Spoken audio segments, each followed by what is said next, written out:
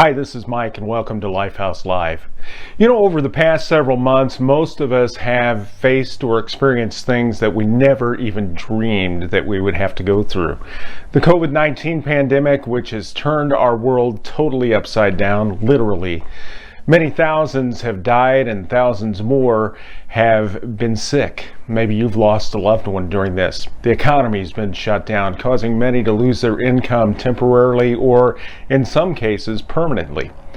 There are protests going on since the murder of George Floyd, and there have been those who have taken this opportunity to riot and to destroy. And there have been unprecedented responses by our government. Sending in troops. It's been a crazy year. Thankfully, we're halfway through 2020, so maybe, like many of us, this has caused you a lot of personal turmoil. The loss of a friend or a family member, the loss of a job, or maybe the loss of a dream. And frankly, right now, you may be experiencing the worst days of your life. What do you do? How do you respond to that? What steps do you need to take to heal? That's what we're going to talk about today on Lifehouse Live. Thanks for joining us.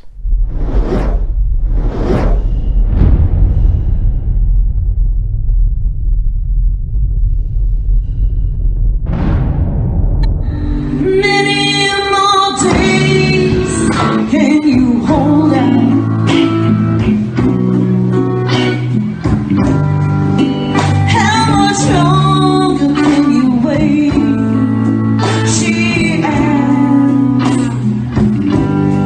There was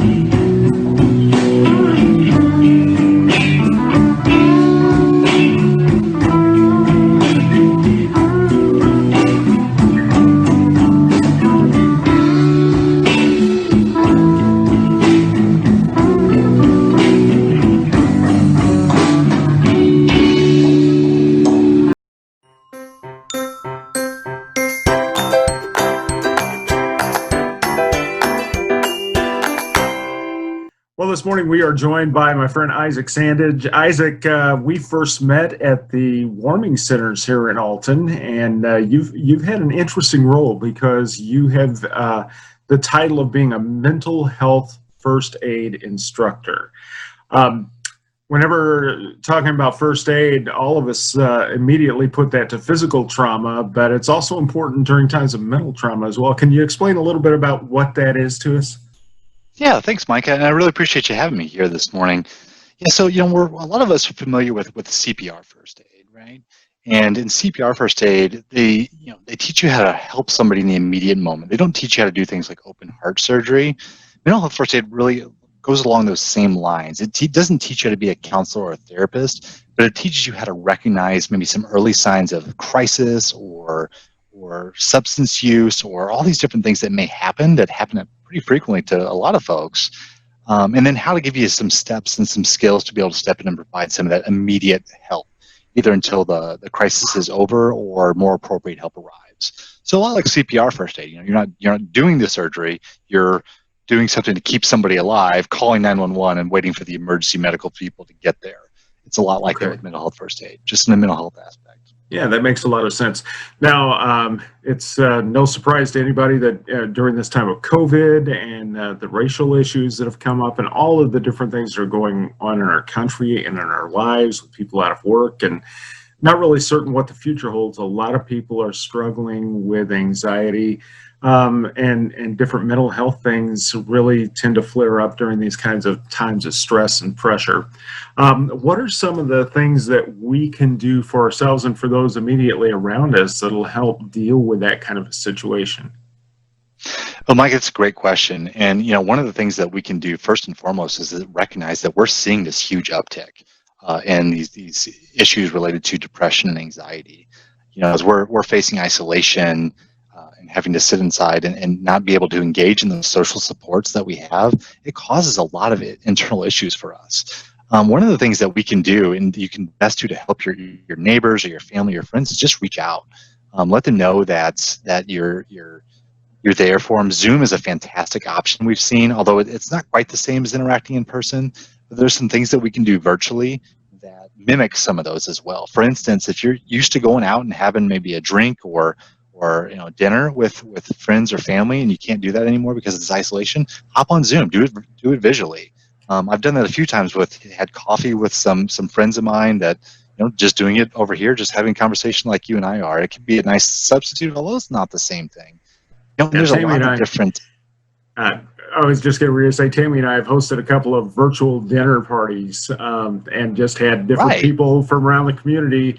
As they're eating dinner, we're eating dinner. We're talking kind of across the table. It's not the same, but it's close. It's a good substitute. What's fun too is you can do all these different virtual backgrounds, and so you do like this cafe bistro thing behind you. If you all do it, it makes it feel like maybe outside. But yeah, so I mean, it's not the best option that we have, but it's definitely something that we can utilize. It's one skill. But reaching out really and just letting other folks know. There's also a lot of different options that are available for folks now for professional related services as well. So we look at things like telehealth or telepsychiatry is one of those things that we can suggest to people. One of the steps we teach in my class, Mental Health First Aid, is teaching how to encourage appropriate professional help. And when COVID first started, it was really kind of nerve-wracking for us. But now we've seen so many of these telehealth sort of options pop up. Companies like BetterHelp.com, where you can get online services and online therapy. A lot of those places are providing these promotional opportunities where you can get these services for free for a certain amount of time, just so that we can provide some additional help. There's also a ton of really great apps that you can do on your phone or your tablet or your electronic device. Sandvelo is one that I've been using through COVID, and there's a premium option. It's free right now during the COVID crisis, but also if you have health insurance, a lot of health insurances cover those premium features as well, because it's been shown to help people. And it does the daily check-ins, get you linked up with some other people and some communities, just so we can feel some of that human connection that we're missing a lot during this period of isolation. Yeah, very good, very good. Now, I know that are doing right now some virtual online classes for mental health first aid. Do you have any of those coming up? Oh yeah, we got lots. It's right now in response again. Mental health first aid's gone virtual. It used to be a live in-person class that you could only attend in person, but now because there's a need for this, we've developed this online virtual curriculum. We've got a few coming up in August, me and my team, but there's also virtual instructors all across the country. And what's really nice about this is even if you're not necessarily ready to do one on this day, because it's virtual, I can attend a course with an instructor in like New York. And it'd be totally fine because we don't have to be physically in the same space. And so if you go to mentalhealthfirstaid.org, the website there, and you do a find a course feature at the top of that website, you can click on and enter your zip code or just enter that you're looking for a particular type of course, and they'll pop up, ones that are available. And then each one of those has different registration options. There are some costs that are associated with some of them. Some of them are offered for free. It just really depends on who's teaching the class. There's no real kind of set fee for a mental health first aid course. Some of them are covered by grants and things like that. So, but yeah, it's an option. You can learn these sort of skills to be able to help out and help somebody in your community, in your family, your church, wherever that might be. Well, fantastic. One last thing that I don't want to forget to mention while we're chatting here is that you have taken some of the things from the Warming Center and made T-shirts and even face masks. I saw that on Facebook today, available for people as kind of a fundraising effort for the training. How do people get a hold of those things if they'd like to get a hold of them? Oh, I would love if you want to get a hold of wear one of these awesome T-shirts. It's called they got this thermometer. It says "Our hearts are warm," because we're offering this warmth place inside our hearts for folks. It's on Bonfire right now. It's bonfire.com. If you search for "Our Hearts Are Warm," the campaign, it'll be able to take you to where you can get one of those shirts. All the profits from those shirts go to provide this free mental health first aid training for our volunteers at the Overnight Warming Center. And then there's these sweet face masks that you can get now that have that as well. Yeah, I've got to get one of those. I saw that today, and I thought, oh, I've got to have one of those. I made sure that me and my wife definitely had one as well, because like when I'm going to go to the Warming Center to volunteer, I want to wear my shirt and my face mask this year. That's it. It'll be looking really cool. So it'll be the new uniform for all of us. I love it, and they come in multiple colors. The shirts do, so it's great. So you can have a variety of wardrobe. So exactly, one for all 5 days of the week, right? So, well, Isaac, I really appreciate the work that you do, and I appreciate what you've done in the Warming Center. Any final thoughts for anyone who might be listening today that might help them through this time? Absolutely, you are not alone. You are not alone. Mental health challenges and these sorts of crises and things, they happen all the time. As a matter of fact, for adults, 50% of all American adults are going to experience a mental health challenge at some point in their life. So I want you to know that help is out there. People understand what you're going through. You're not by yourself, and that people can get better, and they do every single day, and you can be one of those too. Fantastic. Thanks, well, Mike. Isaac, I appreciate it, buddy. And we will talk to you soon at the Warming Centers. Excellent. You all have a wonderful rest of your day.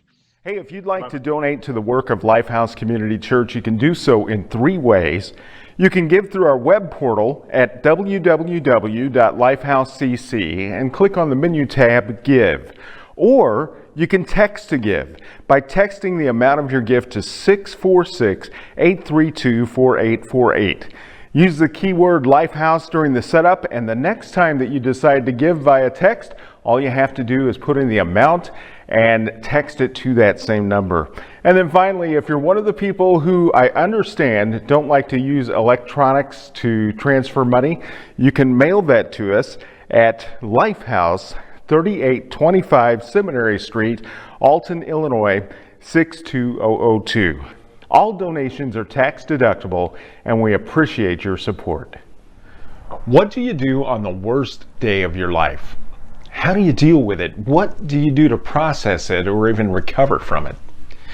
You know, one of the things that I love about the Bible is that it doesn't whitewash all the stories of even its central characters. I mean, you can see them in all their glory of their very best days, and you see them in the pain and frustration of their very worst days. People just like you and me, people like Job, who suffered the loss of his wealth and his children and his personal property, even his own health. Or Elijah, the prophet, who found himself running for his life from the evil Queen Jezebel. Or Peter, who struggled with temper and fear and at least one faith crisis that we know of. The openness of the struggles of these characters and heroes makes their lives a lot more relatable to you and me. And we can learn a lot from the ways in which they navigate the difficulties of life. In the Old Testament book of 1 Samuel, where you read about the early kings of Israel, there was King Saul, the first king, who started out good but ended up losing the kingdom because of his actions and his inactions. The next king was probably the most famous. He was David. You know him probably from the story of David and Goliath. Well, when David was about 15, Samuel the prophet came to his father's house because God had told Samuel that there he would find and anoint the next king of Israel. Of all his more likely brothers, Samuel chose David, who was a 15-year-old shepherd boy at the time. And he anointed David and proclaimed and prophesied that David would be the next king. Well, sometime after this, David had his victorious encounter defeating Goliath, the Philistine giant. He was accepted into King Saul's court, and Saul made David the commander of his armies, which David led from one victory to another victory and became this incredibly popular kind of national hero. Well, King Saul became jealous and he wanted to kill David. So David left the palace and he spent several years with a band of about 600 men roaming the hillsides of Judea. David waited and waited for the fulfillment of Samuel's prophecy that he would be the next king. And meanwhile, he and his men made their home in a city called Ziklag in southern Judea. Ziklag was kind of an in-between place for David as he waited for his destiny to become king. Well, in 1 Samuel chapter 30, David and his men had been away for a few days in Aphek, 3 days away from Ziklag. Now they were returning home to their wives and their children. They were tired and they sought comfort. But when they came to the city, as they approached, they saw these pillars of smoke and they found a horrible sight. Their excitement turned to terror when they saw that the city had been attacked, ransacked, and set on fire. From the few survivors, they learned that the Amalekites had raided the city, looted the wealth, and took the women and the children captive, and then set the city on fire. Imagine the pain and emotion that they felt at that moment. David and his men saw their homes burned, their livelihood gone, and worse than that, their families kidnapped. They were devastated, obviously. It was undoubtedly one of the worst days, if not the worst day of their lives. What would they do now? How would they respond? We'll look at that in just a few minutes.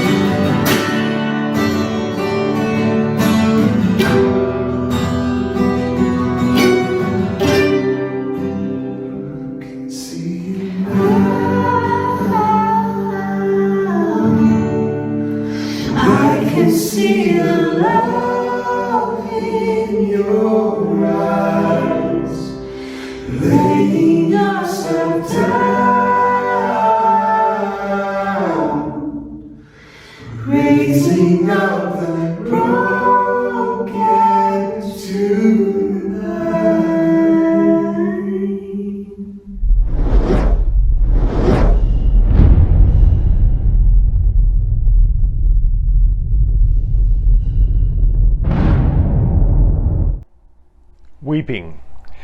That's the sound that could be heard throughout the entire city of Ziklag. As David and his men sat among the smoldering ruins, they began to weep. Now imagine the sound of 600 men and their leader lamenting their loss. It was painful, and they cried openly, uncontrollably, until they just couldn't cry anymore. The text actually says they wept until they had no more power to weep. All their energy was drained out of them. You know, one of the things that is so true about even the strongest people with great faith is that faith is not without feelings. All of us in our human experience will face pain and suffering. Jesus promised it, saying that in this world we will have trouble, but we don't need to be afraid or in despair because he has overcome the world. You know, when trouble comes in like a flood in your life, and they will, it's natural and necessary, even helpful, to respond with tears. We see it throughout the Bible. The prophet Jeremiah wept over the sins of Israel. Peter wept when he betrayed Christ and denied knowing him. Even Jesus himself wept at the grave of his friend Lazarus. The Bible says there's a time for weeping, Ecclesiastes chapter 3, and during painful times weeping is appropriate. But it also says in Psalms 35 that weeping may endure for the night, but joy comes in the morning. There's a time for weeping and mourning, but there is also a time to dry your eyes and move forward. Though weeping is good, we need to realize that our weeping can turn to self-pity and depression and lack of faith. Like U2 said, we get stuck in the moment and we can't get out of it. Lack of faith and self-pity is what left the Israelites wandering in the desert for 40 years, locked in perpetual self-pity. Eventually, we have to tell ourselves enough is enough and stop crying. You'll never change your situation through crying and self-pity and staying in the moment of despair. There is an interesting story in 2 Samuel 5 about the time when David and his army were in the valley of Rephaim. Rephaim means giants.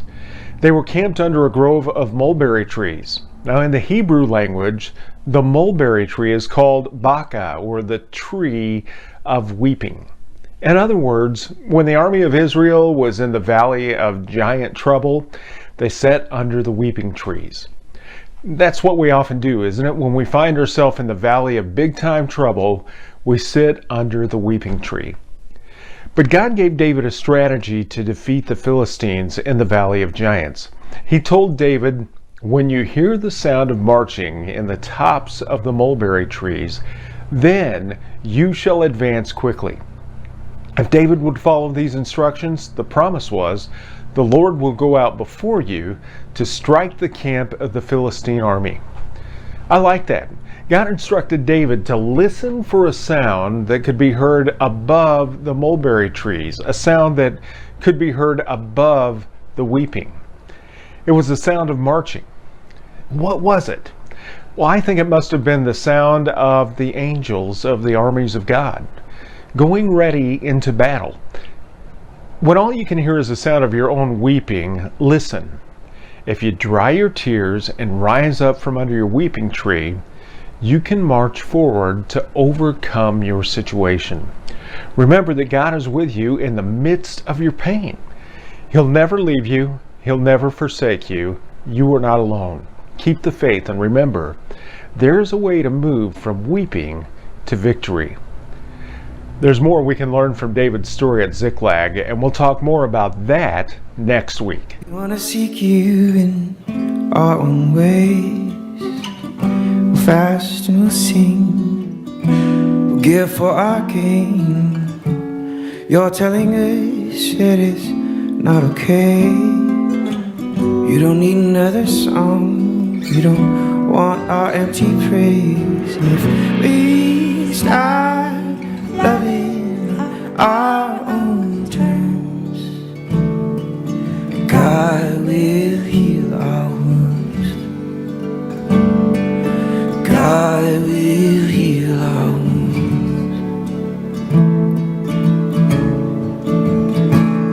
If we start loving on our own terms, grace will lead us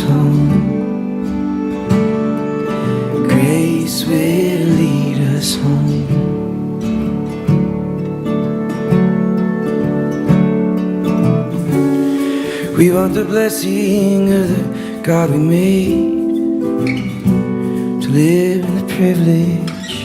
He'll do what we say. You're telling us there's a different way, to seek less for ourselves, to pour out every day. And if we stop loving our own terms, God will heal our wounds. God will heal our wounds.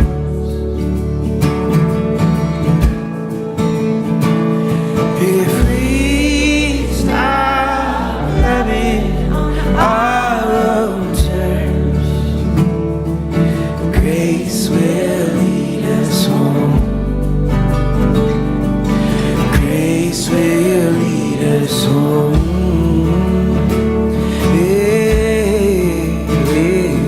If we stop loving on our own terms, God will heal our wounds. God will heal our wounds.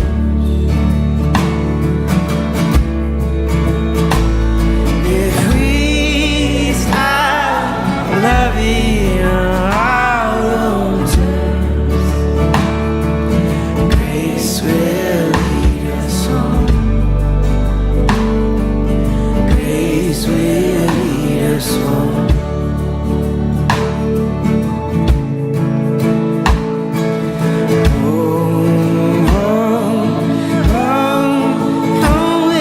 Fasting that you see is breaking chains, breaking free.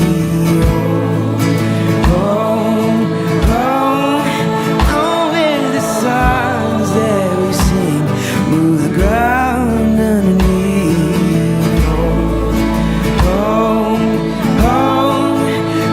With the worship that you see, feeds the hungry, the ones in need.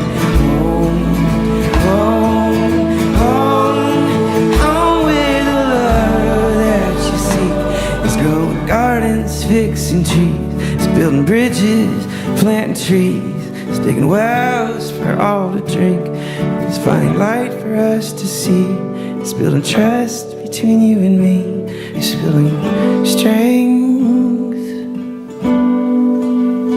family.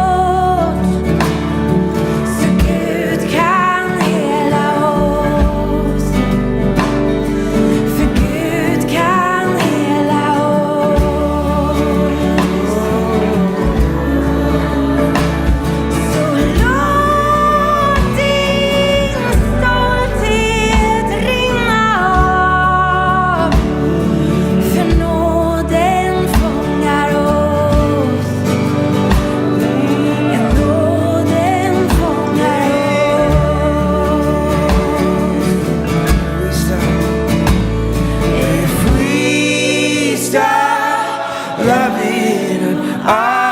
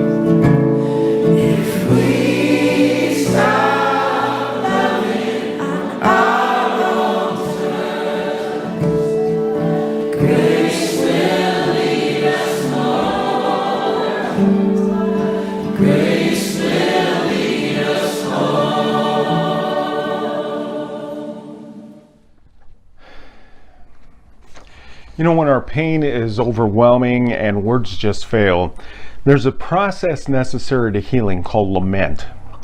Something that we don't hear a whole lot about often these days, because in our culture, we try to push down the pain and ignore it, pretend it's not there, and just move on.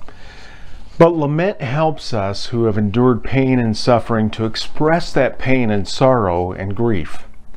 Lament has to become a part of our story and a part of our healing journey. It's a necessary expression of spirituality and a first step in healing from our pain. Simply uttering lament can be a cathartic thing. It can bring healing. Lament does more than just simply express a feeling. It's a prayer. It's a prayer to God about distress, a cry for God's help. It's expressing that our only true hope is found in God Himself. Did you know that over a third of the Psalms are songs of lament? Psalm 13 is a good example. It says, "How long will you forget me, Lord? Forever? How long will you look the other way when I'm in need? How long must I be hiding daily anguish in my heart? How long shall my enemy have the upper hand? Answer me, Lord my God. Give me light in my darkness, lest I die. Don't let my enemies say that we've conquered him. Don't let them gloat that I am down. But I will always trust in you and in your mercy, and shall rejoice in your salvation. I will sing to the Lord, because he has blessed me so richly." So God, we come to you today as people who are in pain. Some of us, God, are experiencing what feels like the worst days of our lives. We've cried out and we prayed and we've wept and we beat our chest, but there still seems to be no answer. So God, please hear our prayer today. Give us your peace. Give us your direction. Lead us to a brighter day and a stronger faith. Help us keep our trust in you in the midst of the chaos of this world, and guide us by your Spirit. Draw us closer in your strength. We ask it in Jesus' name. Amen. Next week, we'll look at another lesson from Ziklag as we continue our series, What to Do on the Worst Day of Your Life. We'll see you then. Thanks for joining us.